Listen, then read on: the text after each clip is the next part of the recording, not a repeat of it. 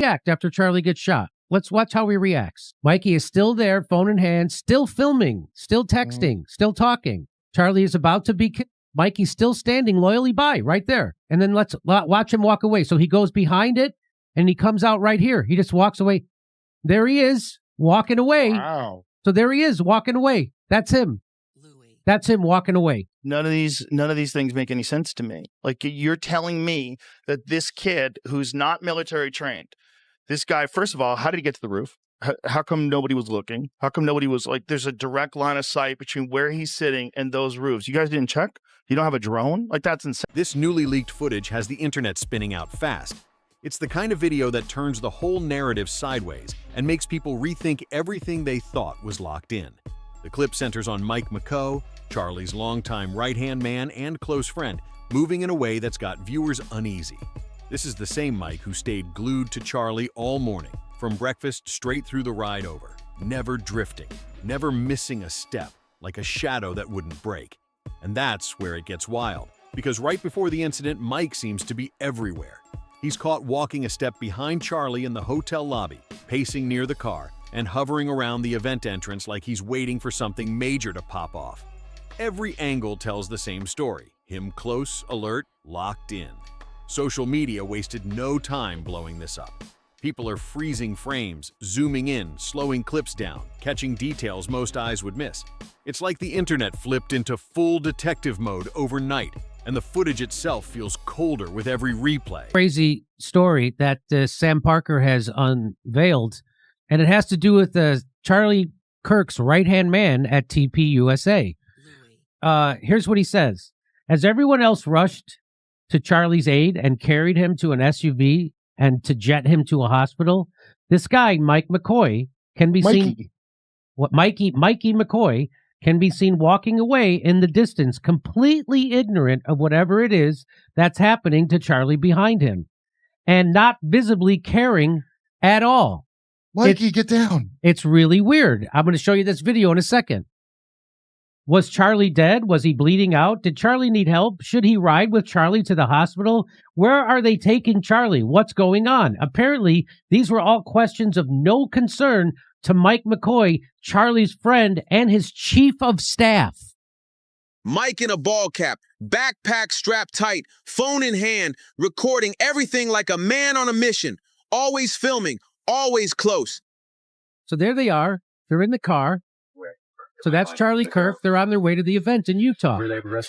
Mike McCoy can be seen in the rearview mirror. Look at that. Wearing a ball cap. So Mike McCoy, his chief of staff, is in the back seat, and he's filming it. That's him right there. Mike's phone is visible for an instant. Notice the circle. That's his phone. Okay. So now they pull up on campus, and Charlie's happy about the big turnout.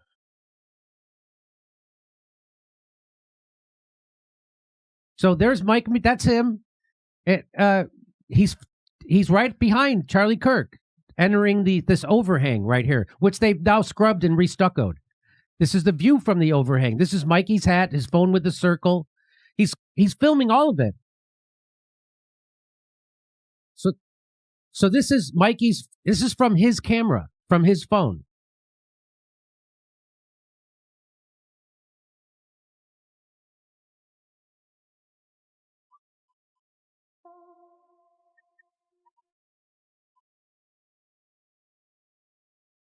So this is there you go. That's there he is right here. Still trailing him, still filming everything. Rocking a ball cap, a black backpack strapped tight, phone in hand, filming non-stop like he's on assignment. Parking lot, lobby, curbside, right next to the car, he's always in frame. Even walking into the venue, there's not a single moment where he fades out of sight. Then they hop into the car headed toward the big Utah event, and the vibe shifts quick.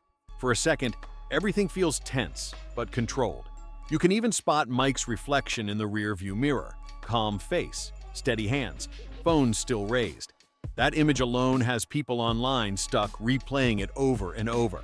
That shot feels like the quiet right before something cracks. Meanwhile, Charlie looks completely at ease, smiling wide as he steps onto campus, soaking in chants, cheers, flashing signs, and nonstop noise. The crowd's electric, the energy's loud, and nobody sees anything off behind those smiles. So there's Mikey. And he just and then he walked away. Let's watch. Keep watching. It gets better. Keep watching. Here he comes. He's right there. He's right there. He's got the phone out. Black pack's there. That's him. That's the phone. That's his backpack. That's his shirt. There he is. Mikey's still at the corner of the tent. Keep watching. Keep watching. Keep watching. There he is. Keep watching. That's him.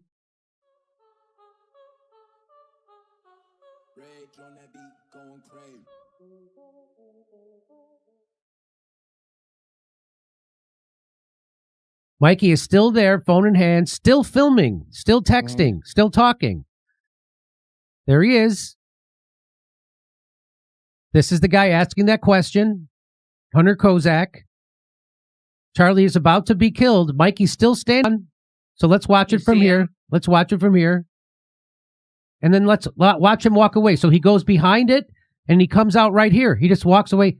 There he is, walking away. Wow. Walking away. Watch him walk away like nothing happened. Something heavy feels like it's building. And there he is again. Mike McCoy, clear in the mirror, filming from the back seat like it's official business. He doesn't miss a second, doesn't break focus, doesn't hesitate. Phone up, hand steady, eyes locked on Charlie as the car slows down.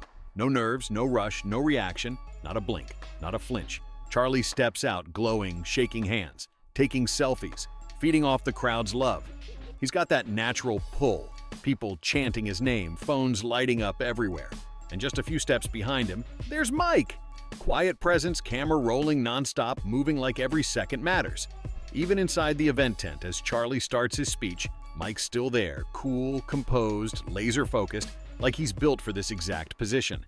Everything feels smooth, until it suddenly isn't. Out of nowhere, the energy snaps. Gasps rip through the crowd. People scream, duck, scatter in pure panic. You can hear chaos explode in the clip, yelling, crashing, confusion everywhere. Security rushes in, pushing through the crowd, trying to reach Charlie. It's total madness. But right in the middle of that chaos, Mike's reaction freezes people cold.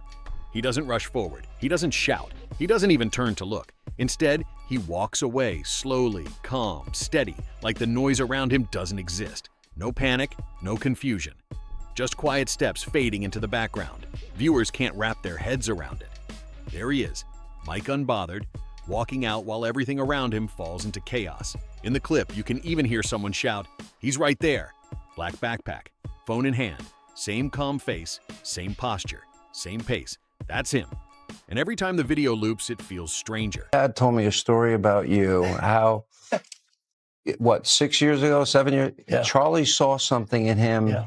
and you're like, well, Yeah. is that true? By the way, that's so unfair that I'm saying this to your son. I am not breaking unfair. every rule. It's not unfair to him. It's the reality is Charlie saw something that Mikey's own father didn't see, and he pulled it out of Mikey. And that's what he would do with all the youth. And one of the reasons I met Charlie was because of Mikey. He says, "Dad, you got to listen to this guy." Charlie made his life a study of 18 to 30-year-olds, and he spoke to them, and he knew how to push them to excellence. And my son's a perfect example of that. He's exceeded me at 23. You know what? You, through Charlie, all of you have contributed to all of us rethinking our value system and what matters. Thank you all for that. Thank you. You're going to be a star. I'm predicting. Like something obvious is hiding in plain sight. The phone, the backpack, the body language. It all feels too precise, and with each replay, people are left questioning more than before. 2. Perfect. That's the word people kept repeating as the internet exploded with theories almost instantly. Viewers started saying Mike's timing looked way too clean, like he knew the exact second to step away, almost as if the whole moment had been mapped out ahead of time.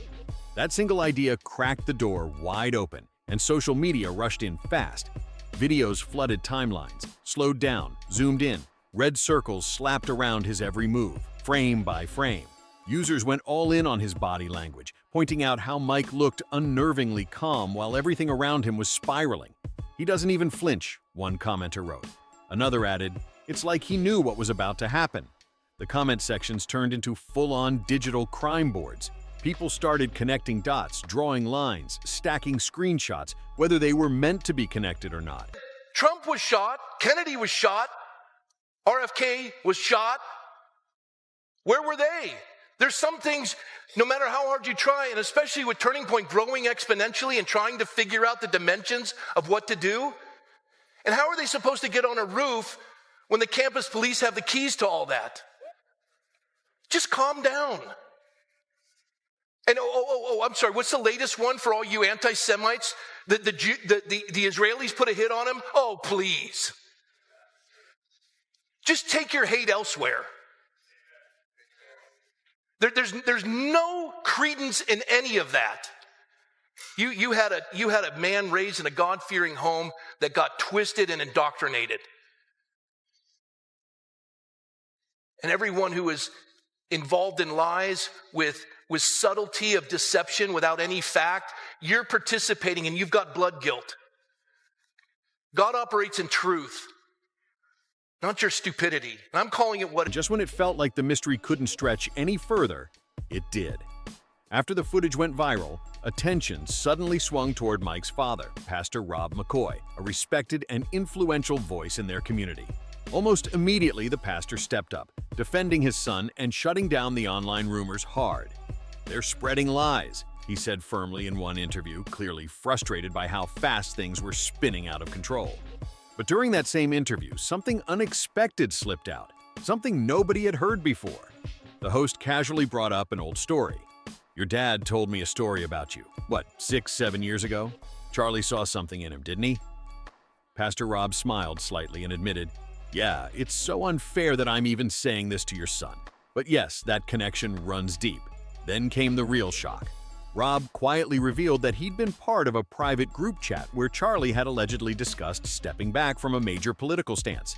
Reports claim that conversation hinted at growing tension surrounding the pro-Israel movement, and that detail blindsided a lot of people. Suddenly, the focus wasn't just on Mike anymore. People started questioning what Charlie may have been dealing with behind the scenes.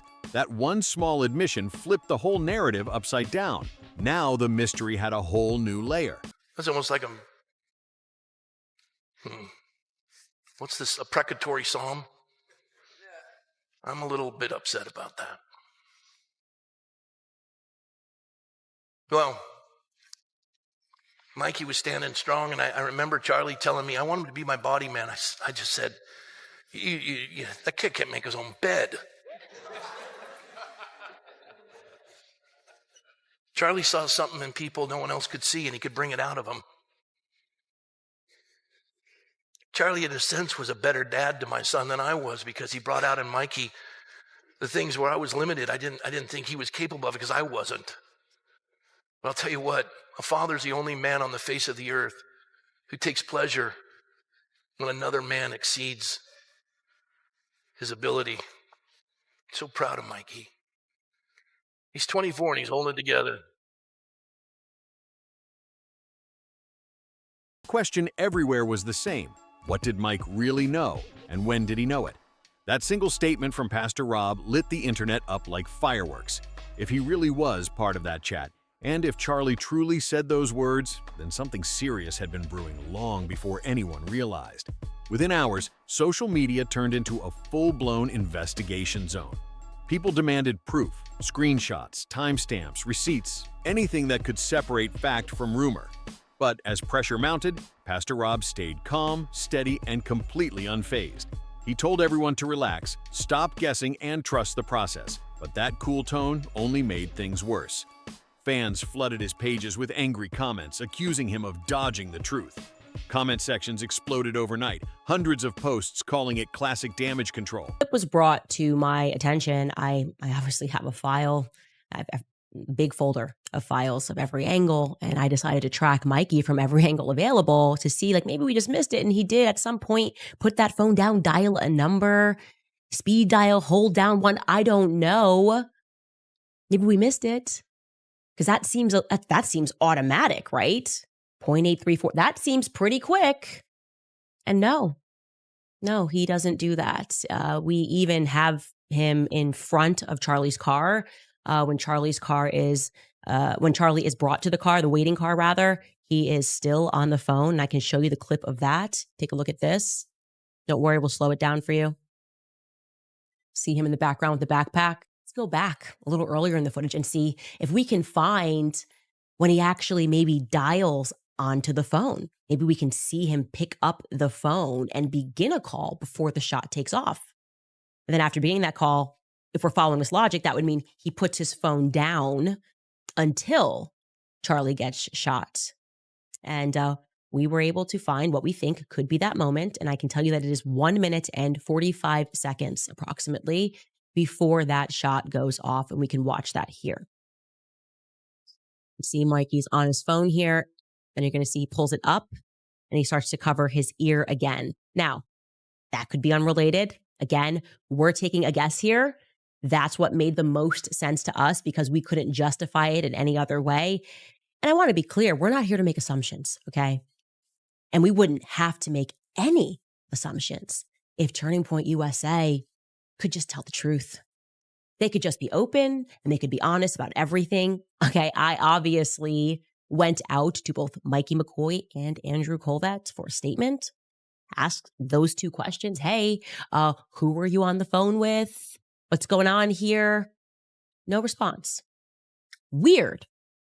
Because if that was me and I saw clips going viral and people were drawing conclusions from that clip, thinking that I was already on the phone, thinking that my reaction was weird, I would instantly hit back. I'd say, here's my call log. You want to know who I was on the phone with? 911, obviously. I was freaking out. I called 911. I didn't know what I was doing. Here's my phone. Here's my whole call log for that day. But this is, I don't know. I guess we live in a world where that doesn't make sense. I would have issued a statement to dispel any rumors, but they have not. Here's what I want to say, and I honestly, I understand I'm preaching to the choir here. Everything about this is wrong. You know it, and I know it. I actually know it better than most because I helped build that organization. Others whispered that his calm delivery sounded less reassuring and more like a warning to stay quiet. Before long, thousands of reactions flooded every platform. YouTube lives, TikTok breakdowns, Reddit threads. Everyone had a theory. Some believed Pastor Rob was just protecting his son, trying to shield him from a situation spiraling out of control. Others were convinced he was covering for someone bigger, someone deeper inside Charlie's inner circle. What started as curiosity over one strange video had turned into a digital storm. Loyalty, secrecy, blurred credibility, all colliding at once. By this point, it wasn't even about Mike anymore. Not the footage, not the backpack, not even the phone. It had become a full-on crisis of trust. People couldn't shake the feeling that something about Charlie's collapse didn't add up. The timeline felt off. The reactions felt strange. And the silence from those closest to him only made the noise louder. The more people were told to let it go, the harder the internet pushed back. Every no comment, every trust the process, just added fuel to the questions. Viewers kept replaying the clip, slowing it down, zooming in, asking the same haunting things over and over. Why did Mike McCoy walk away so calmly while his friend was collapsing just feet away? Why was his father, Pastor Rob, so quick to shut everything down before the real questions were even asked? And why were key video clips and internal reports still sealed weeks later? The whole situation started to feel like a puzzle designed to hide something. Even the official investigation seemed to blur things instead of clearing them up. Every new statement sparked more confusion, more rumors, more theories about what might really be happening behind the scenes. By now, even people who knew Charlie personally were whispering that something wasn't right. Too many voices had gone silent, and that silence felt loud. Then suddenly, boom! Candace Owens jumped straight into the chaos and set the internet on fire. She didn't hold back at all. Candace came out swinging, openly questioning Mike McCoy's behavior that day. She said his timing didn't make sense and called his actions strange. Then she dropped a line that sent shockwaves across social media. There's only one logical conclusion. Mikey was already on a phone call before anything even happened. That line changed everything. Unbelievable that of all the clips we picked that, and I had no idea it was UVU. The point is that I hit college campuses with Charlie Kirk for 6 years. I don't believe that there was a single living, breathing person who has spoken at more college campuses alongside Charlie Kirk than me. So I knew that things were weird when I saw first and foremost, the camera guy, the one who takes down the camera. Seeing him lingering alongside Charlie at the event flagged me as weird immediately. Okay. That's why I reached out when people saw him taking down the camera. I said, what is this? Why are you here? Literally, why are you standing next to Charlie? I've never at any college event ever in 6 years had that man standing next to me at an event. Okay. Sometimes he wasn't even there. Other times, of course, when you are in AV, your job is to be somewhere quiet. Your job is to have on like headphones to make sure the audio is good. Maybe the idea that they're miking, the person running a company is miking you up is completely absurd. I didn't like it. It felt new to me. And you know what? When I called him, things got pretty weird. He acknowledged that a lot of new stuff was happening on that day. And I inquired to him immediately about the subtle changes that I recognized. And the thing that struck me as wrong was that he lied to me. I don't know why he was lying to me, but a lot of the things that he said didn't make sense. And I'm going to speak more thoroughly about what it was that he said, because obviously I recorded the phone call. I, of course, asked him why he took down the cameras so quickly. I asked him to, first and foremost, simply show me the footage, because that's all I wanted to do. I'm thinking again, we're all going to get the band back together and solve this murder. And he got weird. He got really weird. I said, I just want to see the footage so I can debunk. I know that you don't want to put more footage out there. That's fine. But just show me the footage so I can debunk all these internet conspiracies that you were hiding something. I was not suspicious of Turning Point at all, actually, when I called. And I asked him again, once Candace Owens said it, there was no turning back. Her team immediately went to work, breaking down the footage, checking timestamps, slowing clips frame by frame, and what they uncovered shook people bad.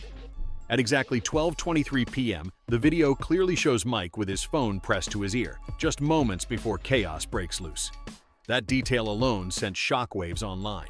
Her investigators didn't stop there either. They dug into earlier clips, scanning every second, trying to pinpoint the exact moment that mysterious call started.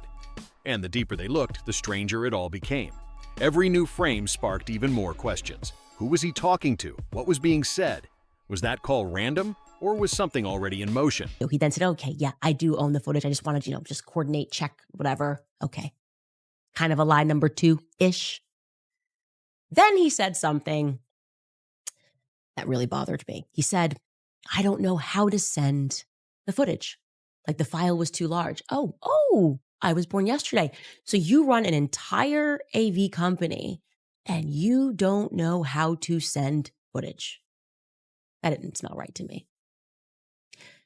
It got even more bizarre. He told me, and this is when I was extremely uncomfortable. He said, after I offered, you can just use WeTransfer. He said, I don't want to just send the footage over the internet that's behind Charlie's head because I'm worried that Google might hack me. I swear on everything I love, that's what he told me. He was afraid that Google was going to hack him. So at this moment, I got a little bit, I looked at my team and I started snapping across the table and I was like, I said to them, literally, guilty of something. I don't know. This is weird. What a stupid lie. I mean, what do you mean? So I said to him, let's just pretend that does happen. For whatever reason, Sergey Brin is sitting around and he's going, I want to hack this person because I want to see footage behind Charlie's head. Does it? Whatever. And then he gives the footage to Fox News, CNN, and they play it. And what happens after that? I said to him, oh, I know what happens after. We all get to see Charlie Kirk die from a different angle. We've seen it die from 1,000 different angles. What is actually changing if Google hacks you? Weird. A weird thing to say. The internet completely lost it. Theories flying nonstop, hashtags trending by the minute, timelines being torn apart in real time. Then Candace dropped a curveball nobody saw coming. She resurfaced an old throwback clip from years ago, showing her and Charlie laughing together on a college campus, carefree and relaxed. No politics, no tension, just two people enjoying a simple moment. The contrast hit hard. That lighthearted clip suddenly felt heavy, a reminder of how much had changed since then. At first glance, the video looked innocent, even wholesome, two friends laughing under the sun. But when Candace rewatched it recently, something stopped her cold. She realized the clip was filmed at the exact same university where Charlie would later collapse during that tragic event. That eerie coincidence sent chills straight through her. Shaken, Candace said she reached out to someone close to the situation, desperate for clarity. According to reports, that person told her he'd already spoken with both Erica and federal investigators and didn't want Candace to relive that trauma. But Candace pushed back hard. She responded by saying, "We've all seen Charlie's final moments replayed from every possible angle online. So why hide this particular footage?" That line alone sent shivers through her followers. Something about it didn't sit right. And then, out of nowhere, the situation took a shocking turn. The cameraman tied to the event suddenly sent Candace a brand new video, completely unsolicited. But here's the twist. It wasn't the missing footage she had been asking for. This clip was different, self-recorded, raw, personal, and instantly unsettling. Candace said watching it made things worse, not better. Charlie's closest friends and allies and the people that were going to carry on the torch doing? Picking up phone calls they were already on, and filming themselves and prematurely announcing when not a single person could have known that Charlie Kirk is dead. Less than a minute. Declared dead. No instinct to run towards him. No instinct to run further away, maybe because you got to backtrack and go get the cameras a minute after this ends is when he goes and gets the cameras, okay? Rather, let me record me and my reaction, which doesn't actually feel to me to be too distraught, okay? In fact, if this is one of those videos that made me so upset that I was like mad at other people, you know? Like I was like mad at Savannah. I saw Mikey McCoy's reaction. Now I'm looking at this guy's reaction. I'm like, Savannah, like one of the homies. I get assassinated. You film yourself. I get assassinated. You're talking about my succession plan. A couple of days later, I get assassinated. You're lying about little things about me. Everything Turning Point is doing is wrong. And you know it's wrong. You know it's wrong deep down. And I want to say this because there has been a lot of reading in between the lines. It's strange to me. I think I'm a very direct person. I say what I mean. And I do not want people to mistake what's happening right now or to wrongly assume my intentions here. So allow me to be very explicit, okay? I want war with all of you, okay? All of you. And there's a reason. I'm going to get to that reason in a little bit. But I want war with all of you.